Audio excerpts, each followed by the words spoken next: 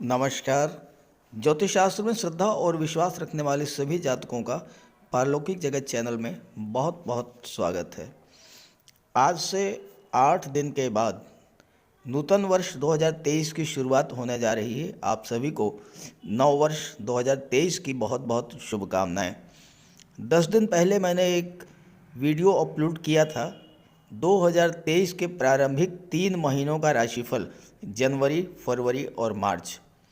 बहुत से दर्शकों ने आग्रह किया कि 2023 का वार्षिक राशिफल के वीडियो को भी अपलोड करें, तो मैं आपके लिए वृश्चिक राशि के जातकों के लिए वर्ष 2023 के वार्षिक राशिफल का वीडियो लेकर आया हूं।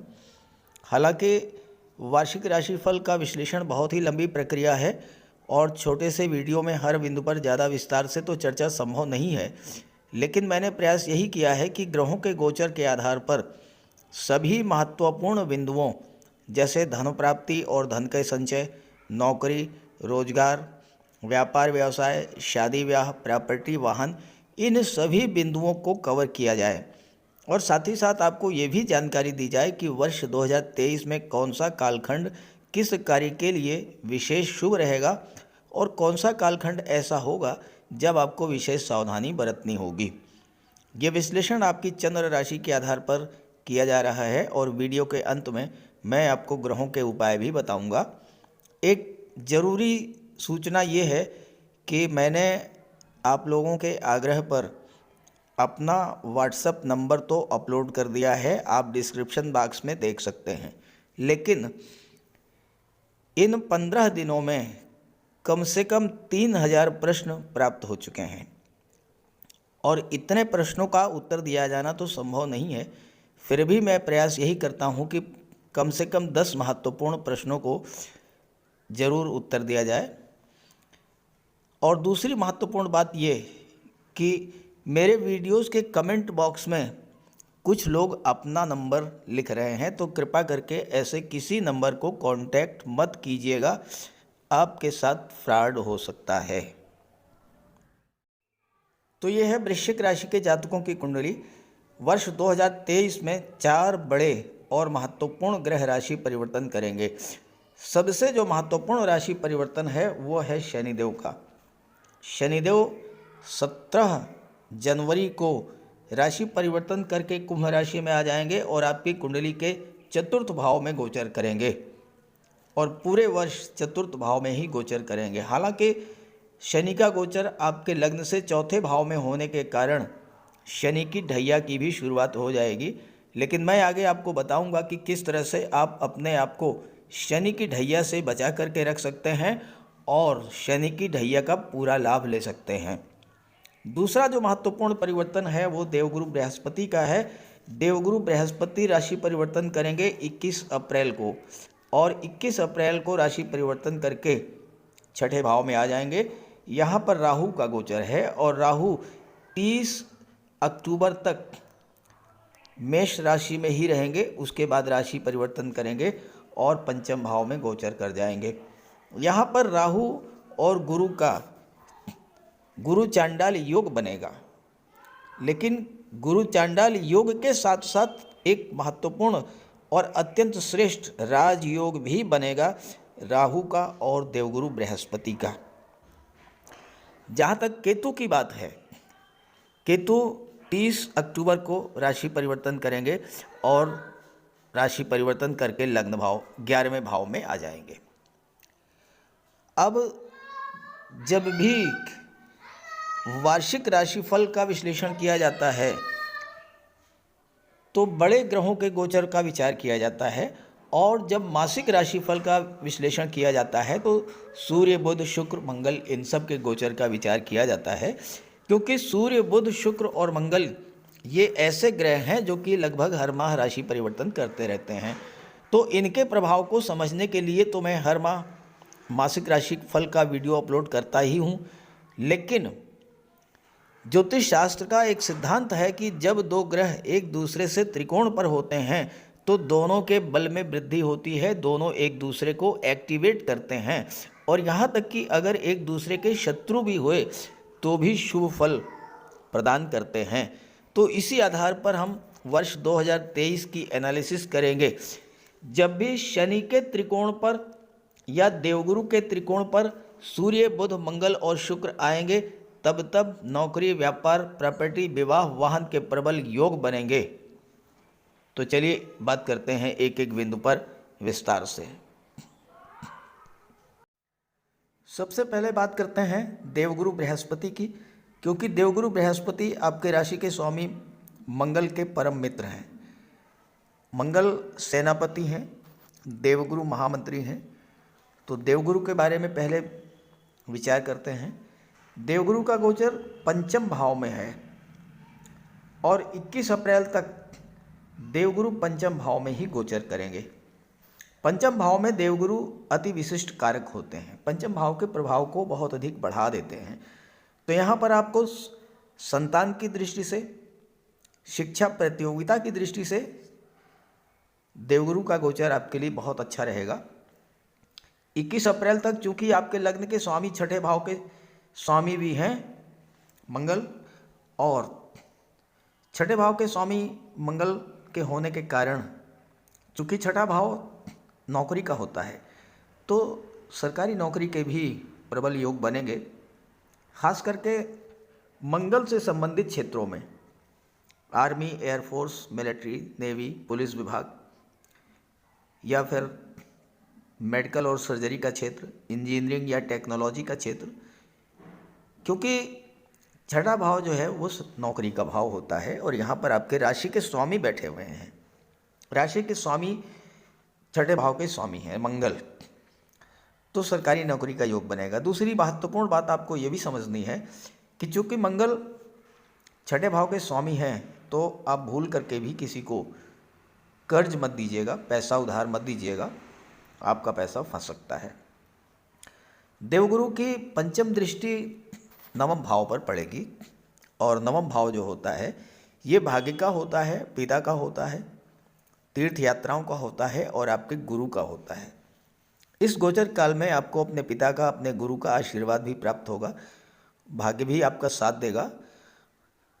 और चूँकि कर्म भाव के स्वामी सूर्य हैं, लाभ के भाव के स्वामी बुध हैं और देवगुरु की दृष्टि भाग्य के भाव पर पड़ रही है, तो भाग्य के सपोर्ट से कार्य क्षेत्र में उन्नति होगी और प्रचुर मात्रा में धन की प्राप्ति होगी। क्योंकि देवगुरु की दृष्टि लाभ के भाव पर भी पड़ेगी, तो ऐसे में हर तरह का लाभ इस गोचर काल में होगा। धन का लाभ, संतान का लाभ, शिक्षा का लाभ, विवाह आपका हो सकता है। और देवगुरु की नवम दृष्टि आपके लग्न पर पड़ेगी, तो लग्न का मतलब आप स्वयं, आपका व्यक्तित्व। तो देवगुरु के प्रभाव से आपके जीवन में बहुत कुछ शुभ घटनाएं घटित होंगी 21 अप्रैल तक। जैसे कि आपका विवाह हो सकता है, संतान की प्राप्ति हो सकती है, धन की प्राप्ति हो सकती है। और चूँकि देवगुरु धन के भाव के स्वामी भी हैं, तो धन की प्राप्ति तो होगी, धन का संचय भी होगा, निवेश भी कर सकते हैं शेयर में, गोल्ड में, इन सब चीज़ों में। अब बात करते हैं 21/4 के बाद की क्या स्थिति बनती है जब देवगुरु राशि परिवर्तन करेंगे। 21 अप्रैल को जैसे ही देवगुरु बृहस्पति राशि परिवर्तन करके मेष राशि में आएंगे, कुंडली के छठे भाव में, यहाँ पर गुरु और राहु का गुरु चांडाल योग बनेगा। गुरु चांडाल योग बहुत ही खराब योग माना जाता है। तो कैसे इससे बचेंगे आप, पहले आप ये समझिए। देखिए, अगर आपने गुरु, माता पिता और वृद्ध जनों का अपमान कर दिया, भूल करके भी अपमान कर दिया इस गोचर काल में 21 अप्रैल से 30 अक्टूबर के बीच, तो आप ये समझ लीजिए कि गुरु चांडाल योग एक्टिवेट हो जाएगा और फिर आपको बहुत बड़ा नुकसान दे जाएगा। लेकिन अगर आपको गुरु चांडाल योग के लाभ लेना है तो देवगुरु की उपासना कीजिए, गुरुवार का व्रत रखिए और सबसे महत्वपूर्ण है, गुरुवार के दिन पानी में आधा चम्मच हल्दी डाल करके स्नान कीजिए, हल्दी का तिलक लगाइए और भूल करके भी माता पिता, गुरु और वृद्धजनों का अपमान मत कीजिएगा। सेवा कीजिए, सम्मान कीजिए, आशीर्वाद प्राप्त कीजिए। गुरु चांडाल योग से आपको कोई भी नुकसान नहीं होगा।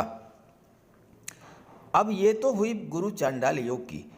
यहाँ पर गुरु और राहु एक बहुत बड़ा राजयोग भी बना रहे हैं, जिसे कि लक्ष्मी विष्णु योग कहते हैं। देखिए, विष्णु स्थान होते हैं कुंडली का पहला, चौथा, सातवां और 10वां भाव। लक्ष्मी स्थान होता है पंचम और नवम।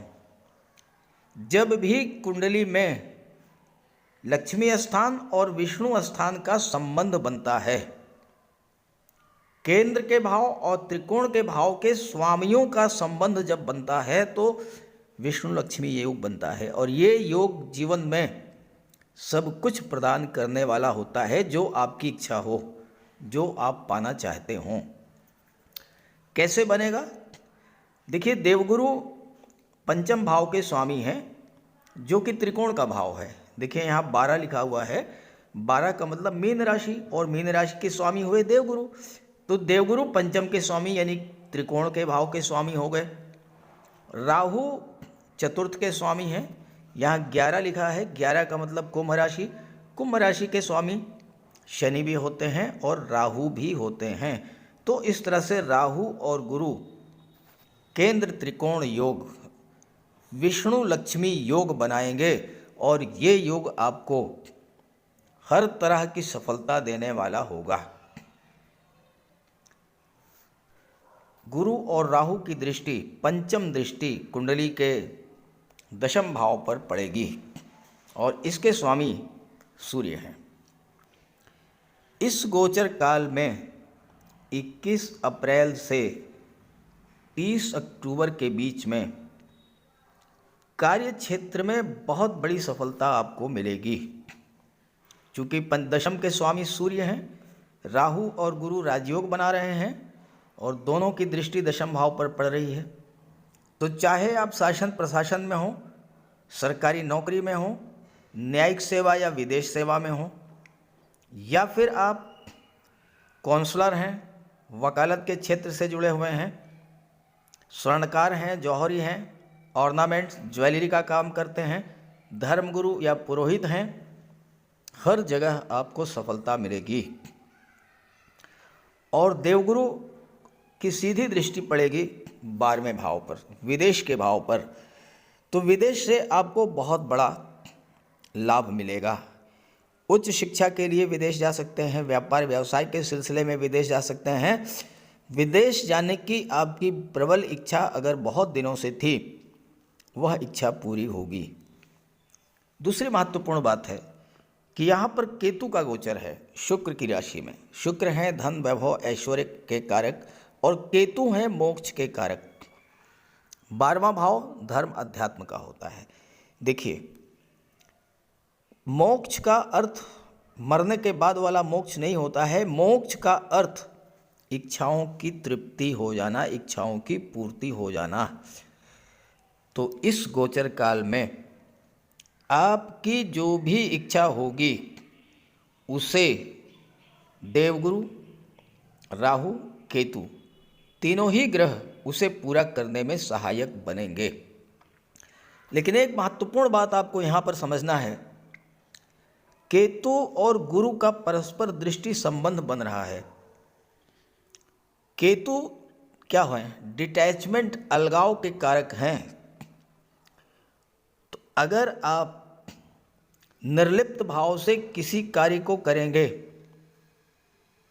किसी चीज़ को प्राप्त करना चाहेंगे, वह चीज़ आपको प्राप्त होगी। लेकिन अगर आप किसी चीज़ के पीछे बहुत ज़्यादा अटैचमेंट शो करेंगे, बहुत ज़्यादा किसी चीज़ के पीछे पड़ेंगे, जैसे आप धन के पीछे पड़ गए कि पैसा चाहिए पैसा चाहिए, तो नहीं मिलेगा। लेकिन अगर आप एफर्ट करते रहे, पैसा अपने आप आता रहेगा। आप मकान बनवाना चाहते हैं, प्रयास कीजिए, बन जाएगा। लेकिन अगर आप दिन रात यही सोचते रहें कि मकान बन जाए, मकान बन जाए, मकान बनवाना है, डीप अटैचमेंट जहाँ पर आपका हुआ वहीं पर कार्य नहीं हो पाएगा, फिर विघ्न बाधाएं शुरू हो जाएंगी। तो ये ध्यान रखिए इस चीज़ को। गुरु केतु का जब दृष्टि संबंध बनता है तो कार्य पूरे होते हैं, इच्छाओं की पूर्ति होती है, लेकिन निर्लिप्त भाव से रहने पर। गुरु और राहु की दृष्टि धन के भाव पर पड़ेगी। गुरु जहाँ पर दृष्टि डालते हैं उस भाव का विस्तार करते हैं।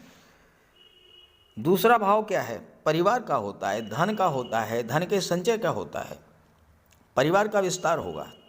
कैसे होगा? या तो संतान की प्राप्ति होगी या परिवार में किसी सदस्य का विवाह होगा इस गोचर काल में। धन का संचय भी होगा। और चूंकि राहु जो है वो आपके महत्वाकांक्षा को बहुत अधिक बढ़ा देंगे, एम्बिशंस आपकी बहुत बड़ी चढ़ी होंगी, तो उसका भी आपको लाभ मिलेगा। राहु आपकी महत्वाकांक्षाओं की भी पूर्ति करेंगे। धन का संचय होगा, धन की प्राप्ति होगी, विवाह होगा, संतान का लाभ होगा, व्यापार व्यवसाय में उन्नति होगी, नौकरी मिलेगी। ये सभी कार्य आपके 21 अप्रैल से 30 अक्टूबर के बीच में होंगे। बस ध्यान आपको यही रखना है कि देवगुरु को नाराज नहीं करना है, कि जैसे ही आपने देवगुरु को नाराज किया वैसे ही गुरु चांडाल योग प्रभावी हो जाएगा और सब नेगेटिव हो जाएगा। ये ध्यान रखिएगा। एक और बहुत ही महत्वपूर्ण धन का योग बनेगा 2023 में। देखिए, शुक्र धन के कारक होते हैं, विवाह के कारक होते हैं और संतान के कारक होते हैं। देवगुरु भी धन के कारक हैं, संतान के कारक हैं और विवाह के कारक हैं। जब शुक्र और गुरु में संबंध स्थापित होता है तो धन का योग बनता है, संतान का योग बनता है और विवाह का भी योग बनता है। तो ये दुर्लभ संयोग कब बनेगा, अब आप ये समझें।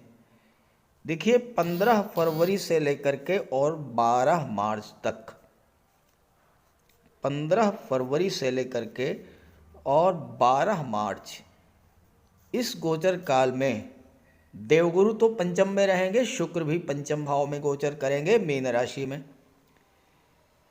गुरु और शुक्र की युति बनेगी और गुरु और शुक्र की ये जो युति है इसकी दृष्टि पड़ेगी लाभ के भाव पर। तो इस गोचर काल में धन का भी लाभ होगा, आपका विवाह हो सकता है, संतान की प्राप्ति हो सकती है। और जो दूसरा योग बनेगा वह बनेगा 30 नवंबर से। आप ये डेट नोट कर लें, और अगर आपने एफर्ट किए तो धन की भी प्राप्ति होगी, संतान की भी प्राप्ति होगी और आपका विवाह भी हो सकता है। 30 नवंबर से 25 दिसंबर देवगुरु का गोचर छठे भाव में होगा, शुक्र का भी गोचर छठे भाव में होगा और यहाँ भी गुरु और शुक्र की युति बनेगी और दोनों की दृष्टि 12वें भाव पर पड़ेगी। तो ये समय विदेश यात्राओं के लिए बहुत उपयुक्त होगा। विदेश से धन की प्राप्ति होगी और आपका विवाह भी हो सकता है विदेश में ही हो जाए। अब आप यहाँ एक बात समझें, विदेश का मतलब अमेरिका, ब्रिटेन, कनाडा का नहीं होता है। विदेश का मतलब अपने ही देश में, अपनी मातृभूमि से अलग हटकर किसी दूसरे राज्य में, किसी दूसरे शहर में, उसे विदेश कहा जाता है। तो आपका विवाह भी विदेश से हो सकता है। ये बहुत महत्वपूर्ण योग बनेगा धन प्राप्ति के लिए, संतान प्राप्ति के लिए और विवाह के लिए 15 फरवरी से 12 मार्च के बीच में और 30/11 से 25/12 के बीच में। ज्योतिष शास्त्र का एक सिद्धांत है कि जब कोई दो ग्रह एक दूसरे से त्रिकोण पर होते हैं तो दोनों ही ग्रहों के बल में वृद्धि होती है। दोनों ग्रह एक दूसरे को एक्टिवेट कर देते हैं और उनके शुभ फल प्राप्त होते हैं। शनि है चतुर्थ भाव में, और शनि से त्रिकोण के भाव यानी पंचम स्थान और नवम स्थान पर। देखिए 1, 2, 3, 4 और 5, ये पहला त्रिकोण हुआ। देखिए त्रिकोण का भाव पंचम और नवम होता है, लेकिन जब दो ग्रहों के सापेक्ष देखा जाता है तो शनि से हम देख रहे हैं, तो शनि से पंचम पर हुए अष्टम भाव, तो ये हुआ पहला त्रिकोण। और दूसरा त्रिकोण 5, 6, 7, 8, 9, दूसरा त्रिकोण 12वां भाव, यानी शनि से 8वां और 12वां भाव दोनों ही त्रिकोण पर हैं। तो जब 8वें भाव में या 12वें भाव में सूर्य, बुध, शुक्र, मंगल इनका गोचर होगा तो इनके अत्यंत शुभ फल आपको प्राप्त होंगे। शनि के मित्र हैं शुक्र और बुध। पहले बात करें शुक्र की। शुक्र अष्टम भाव में 2 मई से लेकर के और 30 मई के बीच में गोचर करेंगे, और यहाँ पर शुक्र शनि के त्रिकोण में होंगे। अष्टम भाव के सभी शुभ फल आपको प्राप्त होंगे। अष्टम के स्वामी हैं बुध, और बुध का गोचर 24 जून से 8 जुलाई के बीच में अष्टम भाव में होगा। अब देखिए 2 मई से 30 मई तक शुक्र का गोचर शनि से त्रिकोण पर, और 24 जून से 8 जुलाई तक बुध का गोचर शनि से त्रिकोण पर। बुध अष्टम भाव के भी स्वामी हैं और लाभ के भाव के स्वामी हैं, जबकि शुक्र विदेश के भाव के स्वामी हैं और सप्तम भाव के स्वामी हैं। तो इस त्रिकोण के संबंध बनने से शुक्र भी एक्टिवेट होंगे और बुध भी एक्टिवेट होंगे। शुक्र अपने से संबंधित सभी शुभ फल प्रदान करेंगे। तो चूंकि शुक्र सप्तम के स्वामी हैं, लव रिलेशंस को स्ट्रॉन्ग करेंगे, दाम्पत्य सुखों में वृद्धि करेंगे, आपका विवाह करा देंगे। शुक्र अष्टम में है, अष्टम भाव गुप्त धन का होता है, तो आपको धन की प्राप्ति, ऐसा पैसा जो कि बिना किसी परिश्रम के आपको मिल जाए, जैसे लॉटरी से, शेयर से, कोई पैतृक संपत्ति, वसीयत या विरासत से धन की प्राप्ति होना, इंश्योरेंस के क्षेत्र से, या आप गवर्नमेंट रिटायर्ड पर्सन हैं, आपकी पेंशन शुरू हो जाए, ग्रेच्युटी और फंड का आपको लाभ मिल जाए, आपको बीमे का पैसा मिल जाए, ये लाभ आपको मिलेंगे। बुध लाभ के भाव के स्वामी हैं और बुध व्यापार के कारक होते हैं, तो व्यापारियों के लिए 24 जून से 8 जुलाई का समय अत्यंत श्रेष्ठ रहेगा। व्यापार में उन्नति होगी और धन का लाभ होगा। शुक्र विदेश भाव के स्वामी हैं, तो विदेशी व्यापार से आपको लाभ होगा। जहाँ तक सूर्य की बात है, तो सूर्य 15 जून से लेकर के और 17 जुलाई तक अष्टम में रहेंगे। सूर्य और बुध 2 ऐसे ग्रह हैं जिन पर अष्टम का कोई प्रभाव नहीं पड़ता। और दूसरी बात, सूर्य और बुध का जब भी बुधादित्य योग बनता है तो वह नौकरी का कारक बनता है। शनि के त्रिकोण पर सूर्य और बुध होंगे तो आपको, चूँकि सूर्य दशम के स्वामी हैं, जहाँ से जॉब, कैरियर, प्रोफेशन का विचार किया जाता है, तो इस गोचर काल में आपको कहीं ना कहीं, चाहे वो गवर्नमेंट सेक्टर हो चाहे प्राइवेट सेक्टर हो, जॉब मिल जाएगा, रोजगार मिल जाएगा, अगर आपकी कुंडली में सूर्य बुध मजबूत हुए या सूर्य और बुध की महादशा या अंतर्दशा गतिमान हुई। जहाँ तक मंगल की बात है, तो मंगल का गोचर 13/3 से लेकर के और 10 मई तक अष्टम में होगा। अब यहाँ पर जो ये मंगल का गोचर है, चूँकि शनि के त्रिकोण पर होंगे मंगल, तो मंगल को बल प्राप्त होगा, मंगल एक्टिवेट होंगे। मंगल छठे भाव के स्वामी होकर के 8वें में गोचर करेंगे, तो देखिए यहाँ पर विपरीत राजयोग भी बनेगा। छठे, 8वें और 12वें का स्वामी अगर छठे, 8वें और 12वें में गोचर करे तो विपरीत राजयोग बनता है। तो मंगल यहाँ विपरीत राजयोग भी बनाएंगे और शनि से त्रिकोण पर तो है ही, तो आपको मंगल से संबंधित क्षेत्रों का लाभ मिलेगा। भूमि, भवन, प्रॉपर्टी का लाभ आपको मिल सकता है। आपके पराक्रम, पुरुषार्थ में वृद्धि होगी। कार्य करने की असीम क्षमता और ऊर्जा आपके भीतर होगी, चूँकि मंगल आपके लग्न के भी स्वामी हैं और लग्न भाव आपका व्यक्तित्व होता है। आप स्वयं होते हैं लग्न भाव के स्वामी। तो मंगल के सभी पॉजिटिव रिजल्ट्स तो आपको मिलेंगे ही मिलेंगे। अगर आप army, air force, navy, military, police विभाग, पैरामिलिट्री फोर्सेज, मेडिकल, सर्जरी के क्षेत्र में या इंजीनियरिंग और टेक्नोलॉजी के क्षेत्र में जॉब की तलाश में हैं, तो ये 13/3 से 10/5 का जो समय है, ये आपको नौकरी के लिए बहुत ही शुभ समय रहेगा।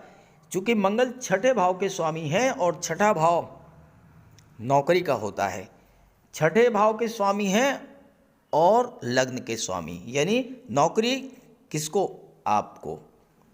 तो जो वृश्चिक राशि के जातक हैं उनके लिए 13/3 से और 10 मई तक का जो मंगल का गोचर है, नौकरी की दृष्टि से, प्रॉपर्टी की दृष्टि से बहुत अच्छा रहेगा। लेकिन विशेष सावधानी आपको बरतनी होगी अपने स्वास्थ्य को लेकर, क्योंकि मंगल ब्लड और सर्जरी के कारक हैं, दुर्घटनाओं के कारक हैं और अष्टम भाव आकस्मिक घटनाओं का होता है।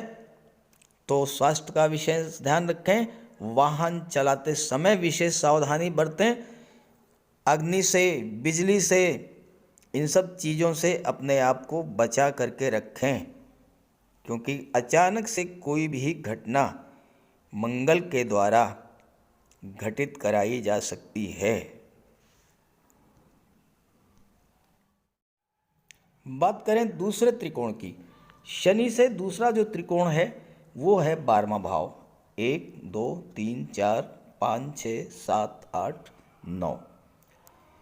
शनि से नवम के भाव पर 12वां भाव है। 12वें भाव में शुक्र का गोचर होगा 30/11 से 25/12। 30 नवंबर से 25 दिसंबर तक शुक्र 12वें भाव में रहेंगे। अब यहाँ शुक्र 3 तरह से आपको लाभ देंगे। अकेले शुक्र ही 25 दिसंबर तक आपके जीवन में बहुत बड़ा परिवर्तन लाने में सक्षम होंगे, क्योंकि शुक्र शनि से त्रिकोण में है। पहली बात, शुक्र 12वें भाव में अति विशिष्ट कारक होते हैं। दूसरी बात, और शुक्र यहाँ पर विपरीत राजयोग भी बनाएंगे। 12वें के स्वामी होकर 12वें में ही गोचर करेंगे, तो विपरीत राजयोग। तो इस तरह से शनि का गोचर आपके लिए बहुत महत्वपूर्ण होगा। 12वें भाव के सभी शुभ फल मिलेंगे आपको। विदेश जा सकते हैं, विदेश यात्राएं होंगी, विदेशी व्यापार में आपको लाभ होगा। क्योंकि शुक्र कला के कारक होते हैं, कला के क्षेत्र में संगीत, नृत्य, अभिनय, नाटक, लेखन, गायन, वादन, शिल्पकला, मूर्तिकला, इन क्षेत्रों में किसी स्टेज प्रोग्राम के लिए, किसी प्रदर्शन के लिए विदेश जा सकते हैं। खर्चे बढ़ेंगे, इसमें कोई दो राय नहीं है, लेकिन जो खर्चे होंगे वो अच्छे कार्यों पर होंगे। शुक्र के प्रभाव से आप घर की सुख सुविधाओं के साधनों में वृद्धि करेंगे। अगर आप महिला हैं तो ज्वेलरी, ऑर्नामेंट्स, आभूषण, डिज़ाइनर ड्रेस, परफ्यूम्स, कॉस्मेटिक्स, श्रृंगार प्रसाधन, इन चीज़ों पर पैसा खर्च करेंगे। शनि से त्रिकोण पर हैं शुक्र, और शनि वाहन के कारक होते हैं, 30/11 से 25/12 के बीच में आप 4 व्हीलर भी परचेज कर सकते हैं। सूर्य और बुध की बात करें तो बुध 19/10 से 6/11, 19 अक्टूबर से 6 नवंबर 12वें भाव में होंगे, शनि से त्रिकोण पर। और सूर्य जो हैं ये 18/10 से 17/11 तक 12वें भाव में होंगे। तो यहाँ पर सूर्य और बुध का बुधादित्य योग बनेगा। 12वें भाव में बन रहा है तो विदेश में आपके लिए नौकरी के द्वार प्रशस्त होंगे। किसी मल्टीनेशनल कंपनी में, किसी विदेशी कंपनी में computer, communication, management, IT sector, इन सब क्षेत्रों में आपको जॉब मिल सकती है। और जहाँ तक मंगल की बात है, 3 अक्टूबर से 16 नवंबर, 3 अक्टूबर से 16 नवंबर मंगल 12वें भाव में होंगे और सूर्य से शनि से त्रिकोण पर होंगे। मेडिकल और सर्जरी के क्षेत्र में जो छात्र उच्च शिक्षा के लिए विदेश जाना चाहते हैं उनके लिए अत्यंत शुभ समय रहेगा। विदेश जाने के मार्ग बनेंगे हायर एजुकेशन के लिए। मेडिकल और सर्जरी के क्षेत्र में कोई आप नई रिसर्च भी विदेश जा कर के कर सकते हैं। तो इस तरह से वृश्चिक राशि के जातकों की कुंडली में 2023 में कब कब शुभ योग बनेंगे, उन योगों का क्या प्रभाव होगा, इस पर चर्चा हो चुकी है विस्तार से। अब आपको क्या करना है, आप ये देखिए कि आपकी जन्म कुंडली में ग्रहों का अंश बल कितना है। अगर 12 डिग्री से 18 डिग्री के बीच में है तो ग्रह मजबूत स्थिति में है, इससे कम है या 18 से ज़्यादा है तो ग्रह धीरे धीरे कमज़ोर होते चले जाएंगे। तो आपके जीवन में जिस भी ग्रह की महादशा या अंतर्दशा या प्रत्यंतर दशा गतिमान हो, उस ग्रह का उपाय अवश्य कीजिएगा। तो चलिए बात करते हैं उपायों पर। किसी भी जातक की कुंडली में बनने वाले राजयोगों का संपूर्ण लाभ उसे तब मिल पाता है जब राजयोग बनाने वाले ग्रह कुंडली में मजबूत स्थिति में हों। और ज्योतिष शास्त्र में ग्रहों को बल प्रदान करने के लिए उपायों की व्यवस्था की गई है। तो अगर आपकी जन्म कुंडली में राजयोग बनाने वाले ग्रह कमज़ोर स्थिति में हैं, अंश बल से कमज़ोर हैं, तो ग्रहों का उपाय ज़रूर कीजिए। इससे ग्रहों को बल प्राप्त होगा और आपको राजयोग का संपूर्ण लाभ प्राप्त हो पाएगा। सबसे पहले मंगल की बात करते हैं। इसके लिए बजरंगबली की उपासना कीजिए, हनुमान जी की आराधना कीजिए, हनुमान चालीसा का पाठ कीजिए, हनुमान जी के मंदिर में जाकर के उनके चरणों में बैठिए और उनके चरणों का सिंदूर अपने मस्तक पर धारण कीजिए। मंगलवार के दिन स्नान के बाद लाल वस्त्र धारण कीजिए, मंगलवार का व्रत रखिए।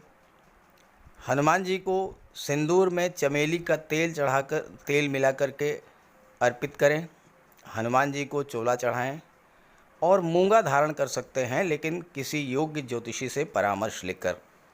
और मंगलवार के दिन लाल वस्त्र, गेहूँ, गुड़ और तांबे का दान करने से भी मंगल को बल प्राप्त होता है।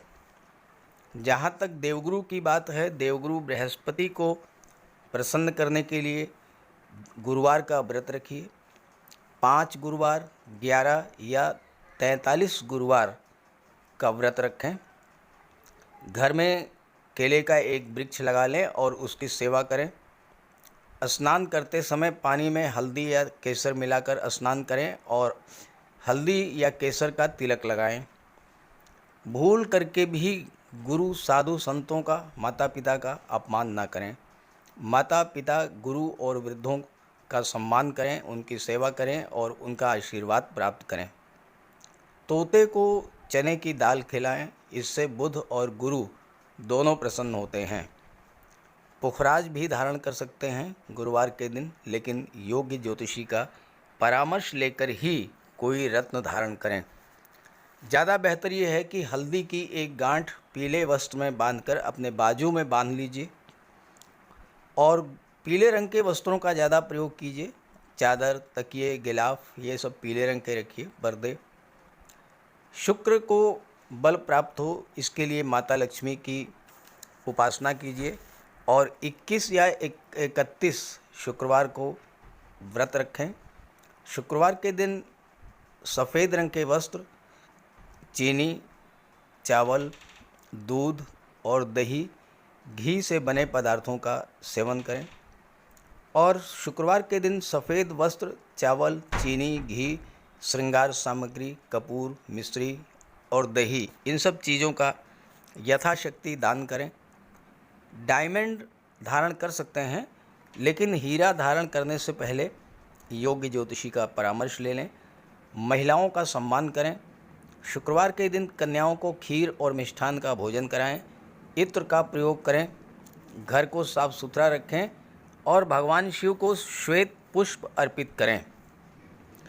जहाँ तक बुध की बात है तो बुधवार के दिन तुलसी का पौधा लगाकर उसकी सेवा करें। गाय की सेवा करें, गाय को हरा चारा खिलाएं। हरियाली बढ़ाने वाले पौधे लगाएं और दान करें पौधों का, क्योंकि बुध को हरा रंग अत्यंत प्रिय है। बुधवार को घर के मेन डोर पर पंच पल्लव का तोरण लगा दें और किन्नर को दान देकर उसका आशीर्वाद प्राप्त करें। देवी दुर्गा के मंदिर में हरे रंग की चूड़ियाँ दान करें। गणेश जी की उपासना करें और साबुत हरी मूंग हरे कपड़े में बांधकर अर्पित करें। बुधवार के दिन हरे रंग के रुमाल, मोजे और टाई का प्रयोग करें। ओम बुम बुधाय नमः इसका एक माला जाप करें।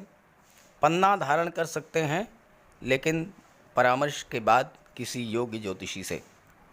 और ना तो झूठ बोलें और ना ही किसी को अपशब्द कहें।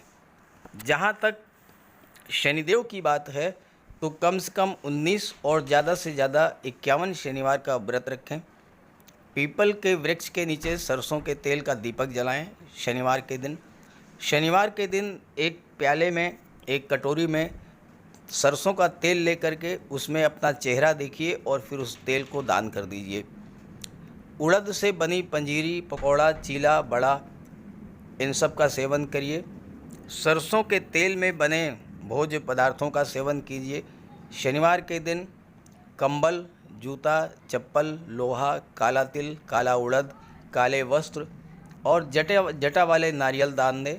नीलम धारण कर सकते हैं, लेकिन नीलम धारण करना किसी योग्य ज्योतिषी से परामर्श लेकर धारण करें, क्योंकि नीलम रंग से राजा भी बना देता है और कभी कभी अगर नीलम आपके लिए शुभ नहीं हुआ तो राजा से रंक भी बना देता है। इसलिए नीलम का प्रयोग बहुत सोच समझ कर करें। ज़्यादा बेहतर ये है कि आप गरीबों की हेल्प करें। कोई भी गरीब, लाचार, असहाय, दिव्यांग व्यक्ति आपके पास आता है, मदद कीजिए यथासंभव और किसी भी गरीब व्यक्ति को कष्ट ना दें। साथ ही साथ ऐसे कार्य ना करें जो कि शनिदेव को पसंद नहीं है। शनिदेव को छल, कपट, झूठ, फरेब, बेईमानी, आलस्य ये सब पसंद नहीं है, तो ऐसे कार्य मत कीजिए। और शनिदेव को अनुशासन, परिश्रम, मेहनत, ईमानदारी और सच्चाई ये पसंद है, तो ये आप अपने अंदर इन गुणों को विकसित करें, शनिदेव प्रसन्न होंगे। तो उपाय ज़रूर कीजिएगा, इससे आपको लाभ होगा। नमस्कार।